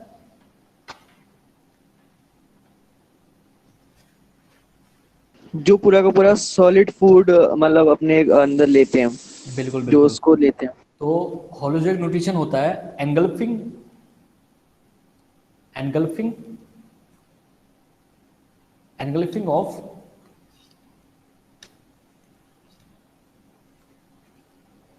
सॉलिड फूड मटेरियल। ठीक है, उनको बोलते हैं होलोजोइक न्यूट्रिशन। सेप्रोफिटिक क्या होता है, जो सर डेड और डिकेइंग मैटर से अपना फूड लेते हैं। Feed on dead and decaying organic matter से अपना फूड को लेते हैं। ठीक है, उनको बोलते हैं सेप्रोफिटिक। और पैरासिटिक, जो सर होस्ट की बॉडी में किसी होस्ट से लेते हैं। बिल्कुल बिल्कुल। तो ये अपना फूड को, ठीक है, ड्राइव फ्रॉम लिविंग ऑर्गेनिजम्स। ठीक है, तो ये जो दूसरे पे डिपेंड रहते हैं या लिव ऑन होस्ट। ठीक है, ये ऐसे बोल सकते हैं लिव ऑन होस्ट, जो होस्ट पे रहते हो उनको बोलते हैं पैरासिटिक। ठीक है, तो ये 3 टाइप का न्यूट्रिशन हो गया, होलोजोइक, सेप्रोफिटिक, पैरासिटिक, जो आता है हेटरोट्रॉफिक के अंदर। ठीक है, और दूसरा टाइप का मोड ऑफ न्यूट्रिशन हो गया ऑटोट्रॉफिक। तो ये 3 चीज़ मैंने बताई है। एक तो सेल स्ट्रक्चर के बारे में, इनका बहुत ध्यान रखा उसने RS व्हिटेकर ने कि भाई ऑर्गेनिज्म जो है वो प्रोकैरियोटिक है या फिर यूकैरियोटिक है। उसने दूसरा जो लिया वो मोड ऑफ ऑर्गेनाइजेशन लिया कि भाई जो ऑर्गेनिज्म है वो यूनिसेलुलर है या फिर मल्टीसेलुलर है। उसने तीसरा चीज लिया मोड ऑफ न्यूट्रिशन। उसने ध्यान रखा कि जो ऑर्गेनिज्म है वो ऑटोट्रॉफिक है या हेटरोट्रॉफिक है, या हेटरोट्रॉफिक है तो उसमें कौन से वाला, होलोजोइक है, सेप्रोफिटिक है, पैरासिटिक है। बहुत चीज़ों का उसने डिटेल में ध्यान दिया। ठीक है, ये 3 चीज़ हो गई। और चौथी चीज़ है फोर्थ क्या हुई, एक हो गया कि उसने मोड ऑफ रिप्रोडक्शन का भी ध्यान दिया है कि भाई ऑर्गेनिज्म जो है वो रिप्रोडक्शन कैसे कर रहा है, एक सेक्सुअली कर रहा है या सेक्सुअली कर रहा है। ठीक है, उसने जो 5th पॉइंट का जो ध्यान दिया उसने दिया है, उसने फाइलोजेनेटिक या फिर ऐसे बोल सकते हैं इनको इवोल्यूशनरी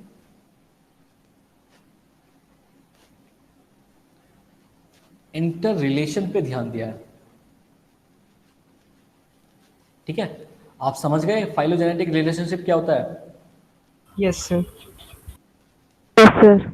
ओके भाई, फाइलोजेनेटिक का मतलब है कि भाई एक इवोल्यूशन के तौर पे हम देखेंगे कि कौन से ऑर्गेनिज्म सबसे पहले आए होंगे, उसके बाद क्या आए होंगे, उसके बाद क्या आए होंगे, उसके बाद क्या आया होगा। ठीक है, इनके बारे में भी उसने ध्यान दिया होगा। ठीक है, तो इवोल्यूशनरी रिलेशनशिप का मतलब हो गया कि भाई एक तो पहले क्या आया होगा, प्रीमिटिव। ठीक है, पहले क्या आया होगा। ठीक है, बाद में एडवांस में क्या होगा, एडवांस ग्रुप भी बनाया उन्होंने। ठीक है, पहला ग्रुप जो सबसे स्टार्टिंग में इस वर्ल्ड के, इस पूरी दुनिया में सबसे पहला जो लिविंग ऑर्गेनिज्म होगा उसका ग्रुप बनाया, उसके बाद क्या आया होगा उसका ग्रुप बनाया, और एडवांस ह्यूमन तक पहुंच गए। ठीक है, तो वो सारे क्या है, फाइलोजेनेटिक रिलेशनशिप बोलते हैं उनको, या फिर इवोल्यूशनरी इंटर रिलेशन बोलते हैं उसको। ठीक है, तो उसने ये 5 चीजों पे ध्यान दिया। 5 चीजें कौन कौन सी है, cell structure, body of organisation, mode of nutrition, mode of reproduction और फाइलोजेनेटिक रिलेशनशिप के बारे में भी उसने ध्यान दिया है। तब जाके उसने क्लासिफिकेशन की है ऑर्गेनिजम्स की। ठीक है, एनसीईआरटी में एक टेबल दे रखी है, एनसीईआरटी में एक टेबल दे रखी है और ये टेबल इंपॉर्टेंट है काफ़ी आप लोगों के लिए। ठीक है, तो ये टेबल को बनाने से पहले थोड़ा सा जैसे सर यस उसने सर सेल वॉल के बारे में नहीं देखा था। हाँ, बॉडी ऑफ ऑर्गेनाइजेशन उसके अंदर आ जाएगा सेल वॉल के बारे में। ठीक है, देखो जैसे मैं आपको बताता हूँ, जैसे एनसीईआरटी में एक टेबल दे रखी है कि सेल टाइप, ठीक है, सेल वॉल, न्यूक्लियर मेम्ब्रेन,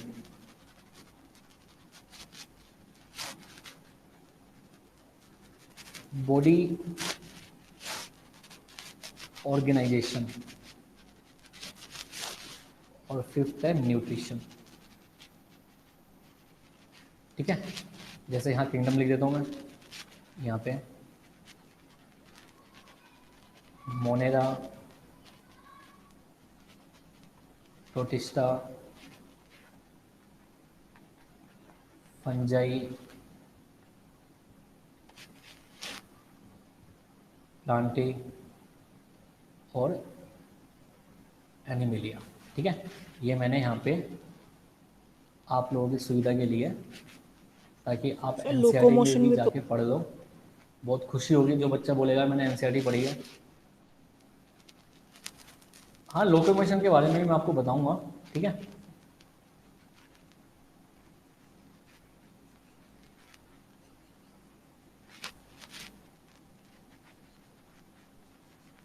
ये एक टेबल है छोटी सी, इसको याद रखना है आप लोगों को। देखो बच्चों, अगर आपने सोच रखा है कि भाई हमें मेडिकल लाइन आपने चूज़ करी है, हमें डॉक्टर बनना है, तो एक बात याद रखना कि यार डॉक्टर बनने में ना बहुत मेहनत चाहिए, ठीक है। और ख़ासकर जनरल वालों को, क्योंकि मैं भी जनरल ही हूँ, तो ध्यान रखना, कड़ी मेहनत।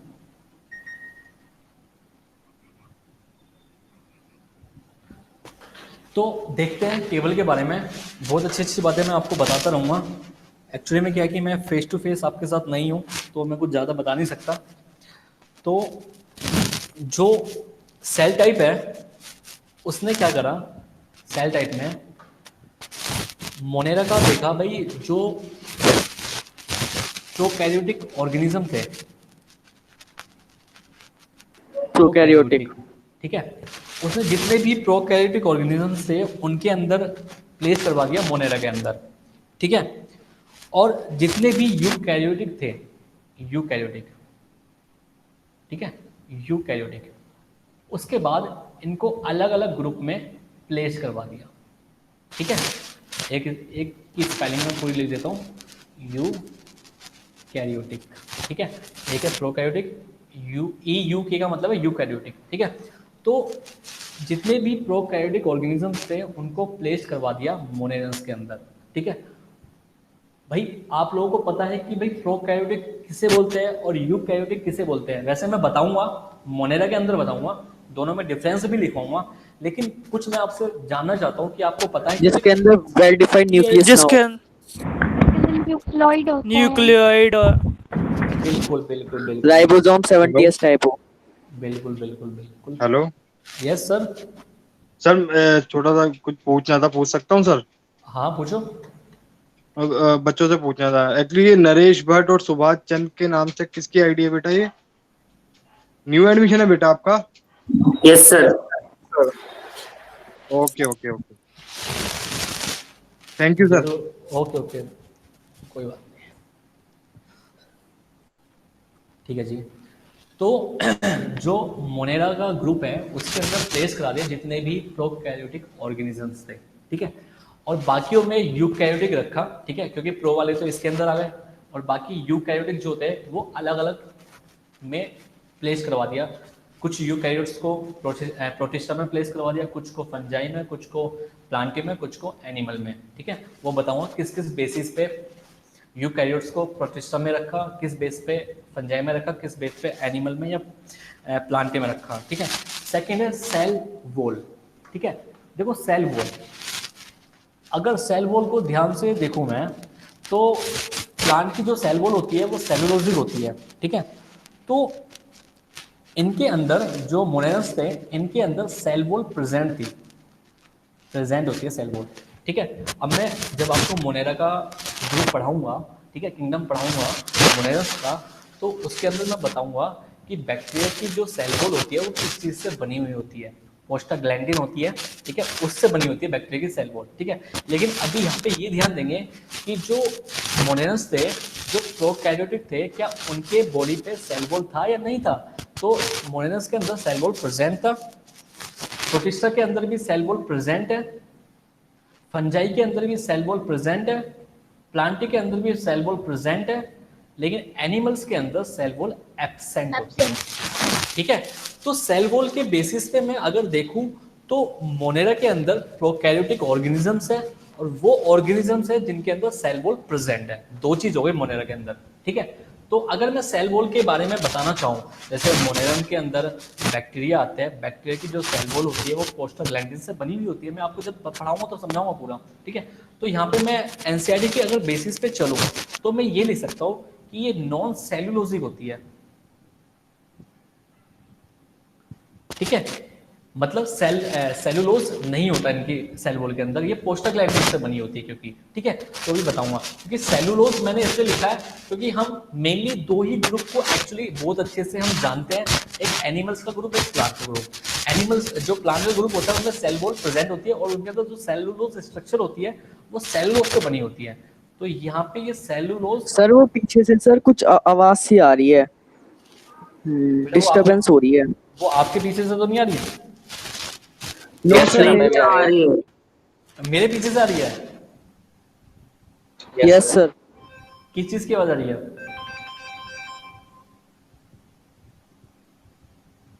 सर वो पता नहीं घर घर सी हो रही है पीछे से।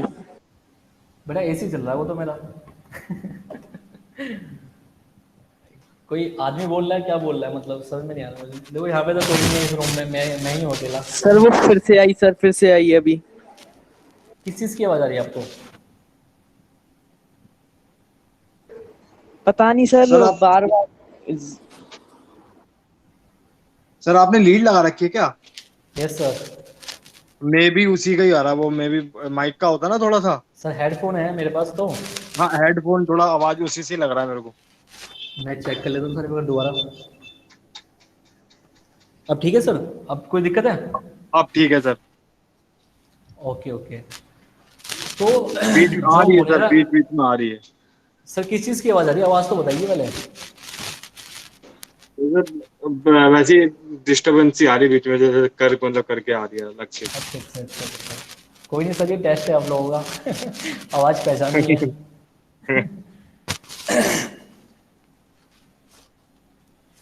मेरे को नहीं पता चला किस वजह से आ रही है आवाज। तो अब ठीक है या अभी भी नहीं आ रही है? सर बीच बीच में आ रही है सर। आपकी वॉल्यूम तो क्लियर है सर, बट बीच बीच में वही आ रही है वैसी। चलो कोई नहीं, एडजस्टमेंट हो सकता है ना, बोलूँ ना मैं अब? हाँ यस यस सर। या फिर रोक के थोड़ा ना, Yes, sir.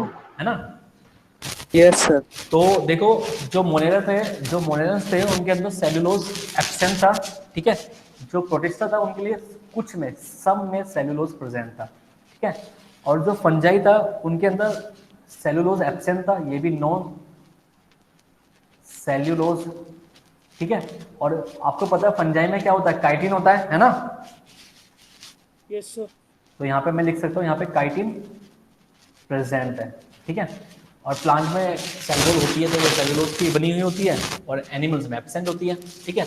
अगर मैं न्यूक्लियर मेम्ब्रेन देखूं, न्यूक्लियर मेम्ब्रेन तो मोनेरन्स में एब्सेंट होती है, तभी हम इसको प्रोकैरियोटिक बोलते हैं।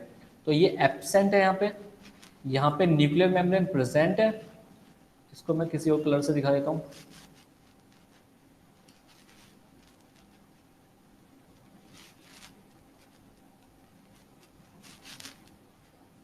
Absent, present, present, present and present, ठीक है।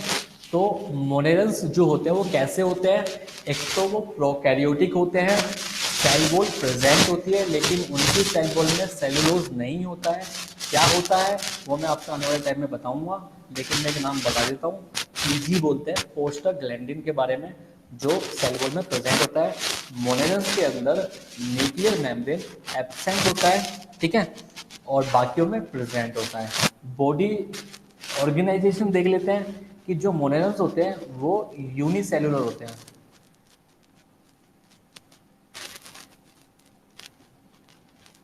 यूनिसेल्यूलर, ठीक है। जो प्रोटिस्टा होता है वो भी यूनिसेल्यूलर होता है, ठीक है। यूनिसेल्यूलर को मैं UNI से लिख रहा हूँ, ठीक है। जो फंजाई होता है वो मल्टी सेल्यूलर होता है, मल्टी सेल्यूलर, ठीक है। मल्टी सेल्यूलर जो होते हैं वो जो उसके टिश्यू होते हैं वो लूजली पैक्ड होते हैं, लूजली पैक्ड, ठीक है। और यहाँ पे ये सब क्या होते हैं, यहाँ पे जो प्लांट होते हैं ये टिश्यू बनाता है ना, और ऑर्गन भी बनाता है, और यहाँ पे क्या बनता है, ऑर्गन सिस्टम बनता है, ठीक है, और टिश्यू भी होते हैं, ठीक है। तो ये है बॉडी ऑर्गेनाइजेशन के बारे में। अगर मैं देखूं किसके बारे में, न्यूट्रिशन के बारे में, जो मोनेरन्स होते हैं वो ऑटोट्रॉफिक भी होते हैं और हेट्रोट्रॉफिक भी होते हैं,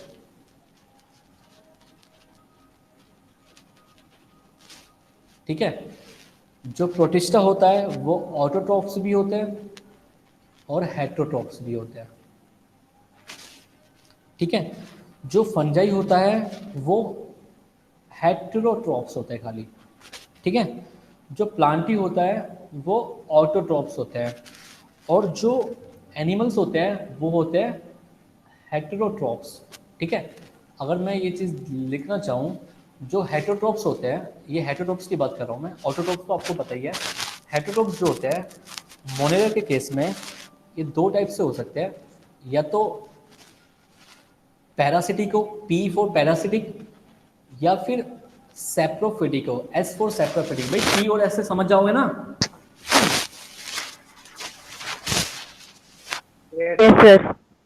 ओके, तो आपको फुल फॉर्म लिखनी है, शॉर्ट फॉर्म में कुछ नहीं लिखना है। तो P फॉर पैरासिटिक और S फॉर सेप्रोफिटिक। मतलब जो मोनेरा होता है वो हेटेरोट्रॉफिक न्यूट्रिशन शो तो करता है, लेकिन कौन से वाला हेटेरोट्रॉफिक शो करता है, वो पैरासिटिक एंड सेप्रोफिटिक करता है, ठीक है।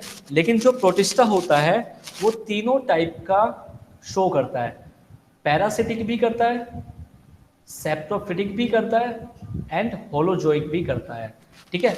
जो फंजाई होता है वो दो टाइप का करता है, पैरासिटिक एंड सेप्रोफिटिक, ठीक है। जो प्लांटी होता है वो तो ऑटोट्रॉफ्स करता है और फोटोसिंथेसिस करता है, आप लोगों को पता है। लेकिन जो एनिमल्स में होता है वो दो टाइप का हम फूड को इनटेक करते हैं, ठीक है। जैसे कौन कौन सा, एक तो होलोजोइक, H फॉर होलोजोइक, ठीक है, जो हम सॉलिड फूड को एंगल्फ कर लेते हैं, और साथ में सेप्रोफिटिक, ठीक है, जो हम डेड एंड डिकेइंग को भी हम एंगल्फ कर सकते हैं, ठीक है। तो जो एनिमल्स होते हैं वो दोनों को करता है, होलोजोइक भी और सेप्रोफिटिक भी, ठीक है। पैरासिटिक नहीं होते हम लोग एनिमल्स में, ठीक है जी। Yes sir. ओके भाई, इतना समझ में आता जा रहा है ना, कोई वो तो नहीं है ना नहीं समझ में आ रहा? आ रहा है सर। पक्का, promise? Yes sir. Yes sir. भाई प्रॉमिस कर रहे हो ना? हाँ sir. Yes sir. Okay, Yes, कसम sir. खा गया ना, माँ कसम बोलना कि समझ में आ रहा है, कभी ना बोलो। Sir yes, sir parasitic animals भी तो होते हैं।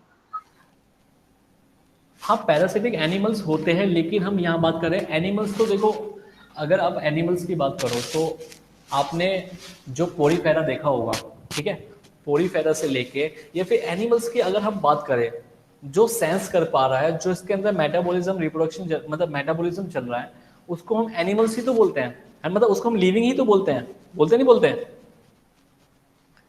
हाँ बोलते हैं। है ना। इनकी भी दो कैटेगरी होती है, ठीक है। अगर मैं एनिमल्स की बात करूं, अगर आपके जो अभी जो चैप्टर चल रहा है एनिमल किंगडम का, तो आपने देखोगे पोरीफेरा से लेके और लास्ट वर्टिब्रेट्स तक, वर्टिब्रेट में भी बहुत सारे ग्रुप्स है, ठीक है, मैमल्स तक पहुंच जाते हैं हम। तो डिफरेंट टाइप के एनिमल्स होते हैं, ठीक है। लेकिन हम प्रिमिटिव एनिमल्स की बात नहीं कर रहे, जो पोरीफेरा है, जो मोलेस्कन्स है, जो प्लेटीहेल्मिन्थीज में आते हैं, या फिर और भी बहुत सारे ग्रुप है, नाइडेरिया है, सिलेंट्रेट वाला है, ठीक है, बहुत सारे ग्रुप है, ठीक है, हम उनकी बात नहीं कर रहे हैं। ओके, आपने जो भी एनिमल्स देखा होगा वो एनिमल्स होलोजोइक होगा या फिर सेप्रोफिटिक होगा। Okay okay sir.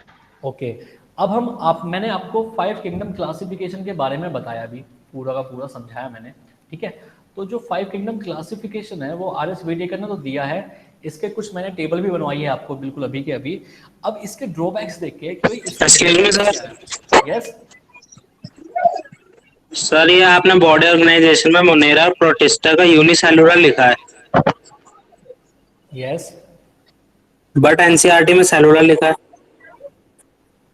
एनसीईआरटी में क्या लिखा है? सेलुलर। तो सेलुलर तो है ही है ना, यूनिसेलुलर तो है ही है।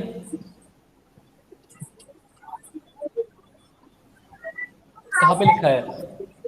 सर एनसीईआरटी में ये टेबल बना है बॉडी ऑर्गेनाइजेशन में, मोनेरा और प्रोटिस्टा। कोई नहीं, आप एक बार दोबारा देखना, अभी है आपके पास बुक? Yes sir. आप देख रहे हो उसमें यस सर, उसमें सेलुलर लिखा है। सेलुलर लिखा है ना, सेलुलर। सेलुलर। हाँ सेलुलर का मतलब है, सेलुलर के पहले भी तो कुछ लिखा होगा, यूनी होगा या मल्टी होगा, सिंपल सेलुलर थोड़ा ना लिख के छोड़ देगा नो वो। सर, ये सर बॉडी ऑर्गेनाइजेशन में सेलुलर लिखा है बस। कोई नहीं, या देखो आपको तो पता ही है ना, उसने चाहे कुछ भी लिखा हो, मैं आपको जो बता रहा हूँ उस पर ध्यान दो कि 2 टाइप के ऑर्गेनिजम्स होते हैं, आपको तो खुद ही पता है, 8th 9th 10th आपने निकाल दी है, ठीक है। तो आपको पता होना चाहिए कि इस दुनिया के अंदर 2 टाइप के ऑर्गेनिजम्स होते हैं, या तो एक सेल वाले होंगे या एक से ज़्यादा सेल वाले होंगे, ठीक है। सेलुलर का मतलब क्या होता है? सेल होता है, ठीक है। सेल तो प्रेजेंट होता ही है यूनिसेलुलर में भी और मल्टी सेलुलर में भी, लेकिन वहाँ पे ना डेफिनेट स्ट्रक्चर होनी चाहिए, या तो वो यूनिसेलुलर हो सर या sound is not clear. Sound का यार अब मैं नेक्स्ट क्लास में ही आपको देख सकता हूँ, वरना तो अभी तो मैं चाहूँगा तो टाइम लग जाएगा फिर इस चीज़ के अंदर। मैं ये कहना चाहता हूँ आपसे, जो सेलुलर लिखा है, सेलुलर का मतलब होता है सेल, मतलब सेल प्रेजेंट है, ठीक है। अगर मैं सेल की बात करूँ तो सेल 2 टाइप की हो सकती है, मतलब जो ऑर्गेनिज्म है वो 2 टाइप से बन सकता है, या तो यूनिसेलुलर ऑर्गेनिज्म होगा या फिर मल्टी सेलुलर होगा, ठीक है। तो वहाँ पे मैं अभी चेक कर लूँगा, मे बी शायद एनसीईआरटी की बुक देखता हूँ अभी है क्या खुली हुई। हाँ ये भी, हाँ ये लिखा तो है सेलुलर, ये देख पा रहे हो आप? Yes sir. देखो यहाँ पे सेलुलर लिखा है ना, इसका मतलब है ये यूनिसेलुलर है, ठीक है, एक सेल वाले। Okay sir. ओके, सेलुलर का मतलब है कि Yes, सिंगल sir. सेल, ठीक है। Yes sir. ओके, देखो फायदा हो गया, एनसीईआरटी की बुक भी है हमारे पास, तो कुछ भी पूछना पूछ सकते हो आप लोग।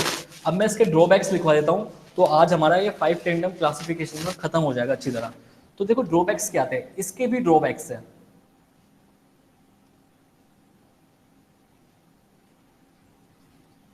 ड्रॉबैक्स ऑफ 5 किंगडम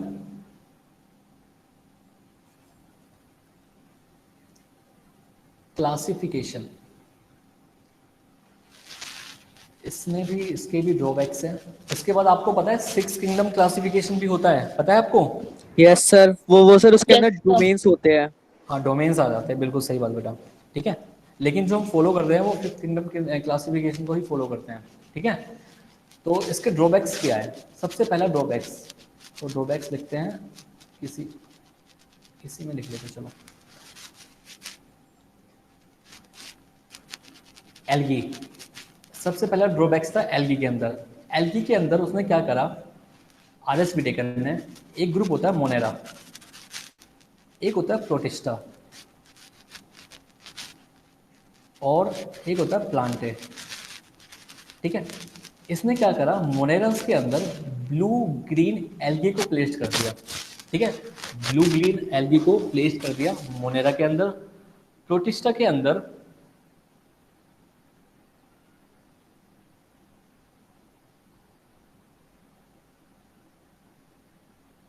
देखो जो हम पढ़ते हैं एक्चुअली में, जो मोनेरा होता है उसमें ब्लू ग्रीन एल्गी होती है, जो प्रोटिस्टा होता है उसके अंदर क्या होता है, डाइनोफ्लाजिलेट्स होते हैं, ठीक है, डाई एटम्स होते हैं। और जो प्लांटी होता है उसमें ग्रीन एल्गी होती है, ब्राउन एल्गी होती है, और साथ में क्या होता है, रेड एल्गी होती है, ठीक है। तो एल्गी को उसने 3 जगह पे प्लेस करवा रखा है। मोनेरंस में भी करवा रखा है, प्रोटिस्टा में भी करवा रखा है, प्लांटी में भी करवा रखा है, ठीक है। जैसे ब्लू ग्रीन एल्गी हो गई, डायनोफ्लाजिलेट डायटम्स हो गए, ठीक है। जो ये कैरेक्टरिस्टिक्स जो शो करते हैं, ये करते हैं फोटोट्रॉफिक न्यूट्रिशन शो करते हैं, ठीक है। ऑटोट्रॉफिक मतलब है ना, मतलब सनलाइट के थ्रू अपना मोड ऑफ न्यूट्रिशन को चालू रखेंगे, ठीक है। तो लेकिन जो इनके कैरेक्टर्स है, जैसे ब्लू ग्रीन एल्गी प्रोकैरियोटिक है, ठीक है। तो लेकिन प्रोकैरियोटिक का नेचर देखते हुए, लेकिन है क्या ये ब्लू ग्रीन एल्गी, ये प्लांट ही तो है, लेकिन इसने जो प्लेस करा है, इसने करा है मोनेरंस के अंदर, ठीक है। लेकिन एक्चुअली में ब्लू ग्रीन एल्गी शो कर रहा है फोटोसिंथेसिस, ठीक है। और जितने भी कैरेक्टरिस्टिक्स फीचर शो करता है ब्लू ग्रीन एल्गी, वो करता है प्लांट्स वाले। तो इसको देखा जाए तो प्लांट्स के अंदर उसको प्लेस करना चाहिए था, ठीक है, लेकिन उसने ऐसा नहीं किया। ऐसे ही प्रोटिस्टा के अंदर डायनोफ्लाजिलेट्स और डायटम्स को रख दिया, और प्लांटी के अंदर ग्रीन एल्गी, ब्राउन एल्गी और रेड एल्गी, ठीक है, जो डिफरेंट टाइप्स के जो नेचर शो करते हैं। तो डिफरेंट टाइप्स की जो एल्गी है उनने प्लेस कर रखा मोनेरंस में, प्रोटिस्टा में, प्लांटी में। तो ये इसका एक ड्रॉबैक्स कह सकते हैं। साथ में इसने वायरस को कोई प्लेस नहीं दिया, कोई स्थान नहीं दिया। जो वायरस है वो आज भी भटक रहे हैं ऐसे ही, ठीक है। जो वायरस है, नो पोजीशन, कोई भी स्थान नहीं दिया, no position given to the viruses, ठीक है। तो वायरसेस को कोई भी पोजीशन नहीं दी, तभी तो आज पूरे वर्ल्ड में फैल चुका है वायरस। अगर इसको पोजीशन दे देते पहले ही तो इतना खतरा नहीं होता, है ना। ये तो जोक वाली बात हो गई। तो लेकिन इसमें इसके 2 ही ड्रॉबैक्स है। एक सर वो जो वायरसेस होते हैं वो सर उनका भी तो नोमेनक्लेचर होता है। हाँ बेटा, होता है नोमेनक्लेचर। आपको मैंने बताया था ना नोमेनक्लेचर किस टाइप का होता है उसका। नो सर, वो मैंने हाँ कोई नहीं, आप मेरा जो इसमें जो ऑनलाइन पढ़ने का यही फ़ायदा है कि जो लेक्चर है वो रिकॉर्ड हो रहे हैं, आप कभी भी किसी भी टाइम उठा के देख सकते हो। तो बहुत बड़ा फ़ायदा है आप लोगों के लिए कि आपको अगर कोई टॉपिक समझ में नहीं आ रहा तो आप मेरे से ना मिलके आप डायरेक्टली वो लेक्चर अगर देख लोगे तो आपको क्लियर हो जाएगी सारी बातें, ठीक है। तो आज हम इतना ही रखते हैं, ठीक है। बाकी हम नेक्स्ट क्लास में पढ़ेंगे, ठीक है। तो आपको डीपीपी मिलती है नहीं मिलती है? No sir. No sir. Sir body में एक भी नहीं मिली। फर्स्ट चैप्टर की मिली? Sir No, botany sir. की एक भी नहीं मिली। यार आप लोग मुझे रिमाइंड नहीं कराते हो, देखो आप कितने नालायक बच्चे हो यार, हैं। आप मुझे रिमाइंड भी नहीं कराते हो, सर मुझे डीपीपी नहीं मिल रही है मुझे। सर आज कहने वाले थे। हाँ आज कहने वाले थे, वो तो मैंने पहले ही बोल दिया ना, आपने थोड़ा ना बोला मुझसे। सर क्लास भी बहुत दिनों बाद लग रही है ना, इसलिए। अच्छा, अच्छी क्लास है तो लेट लगती है, दिक्कत मत लो, ठीक है। कोई नहीं, हम जितना पढ़ रहे हैं उतना इनफ है, और जल्दी ही कवर अप कर लेंगे अपना 3rd चैप्टर तक। मेरा मेन मोटिव है कि आपको पहले 3 चैप्टर खत्म कराओ अच्छी तरह से, ठीक है, क्योंकि 1st 2nd चैप्टर यही बेस है हमारा, तो इन्हीं को ही हम पूरे महत्व देंगे। उसके बाद क्या है, मॉर्फोलॉजी है, एनाटमी है, प्लांट के बारे में, है ना, थोड़ा उनको देख लेंगे। बाद में फिजियोलॉजी आ जाएगी, कोई दिक्कत नहीं है, ईजी है। तो मैं आपसे कहता मैं आज तो कोशिश करूंगा कि आज आपको डीपीपी अपलोड करवा दूं, लाइव करवा दूं, 1st चैप्टर की भी as well as 2nd chapter के जो मैंने आज तक अभी तक पढ़ाया है, ठीक है। Okay sir. Okay sir. Okay sir. Okay तो ठीक है बेटा, आज यहाँ तक सर ही एक रखते हैं। क्वेश्चन था हाँ बोलो। सर, पॉलीसेक्राइड्स की सेल वॉल किसके पास होती है? पॉलीसेक्राइड का मतलब होता है शुगर की फॉर्म होना। भाई ये तो बैक्टीरिया के अंदर भी पॉलीसेक्राइड होता है, डेक्सट्रोज होता है, लेवोन होता है, ठीक है। तो पॉलीसेक्राइड क्या है, एक शुगर की फॉर्म है, ठीक है, कार्बोहाइड्रेट है, समझ रहे हो। Yes sir. तो बैक्टीरिया के अंदर भी होता है, प्लांट के अंदर भी पॉलीसेक्राइड होता है, तो ऐसे कुछ नहीं है, स्पेसिफिक नहीं है। Okay okay sir. ओके जी, मिलते हैं बच्चों नेक्स्ट क्लास में। अच्छी तरह पढ़ के आना, क्योंकि अब हम मोनेरा करेंगे, उसके बाद हम प्रोटिस्टा करेंगे, फंजाई करेंगे, देन प्लांटी तो हम अलग चैप्टर है ही है, और वायरस करेंगे, और एनिमल आपका चल ही रहा है, प्लांटी में आपको 3rd चैप्टर में करा दूंगा, ठीक है। तो आपको ध्यान देना सभी चीजें। Okay okay sir. ओके।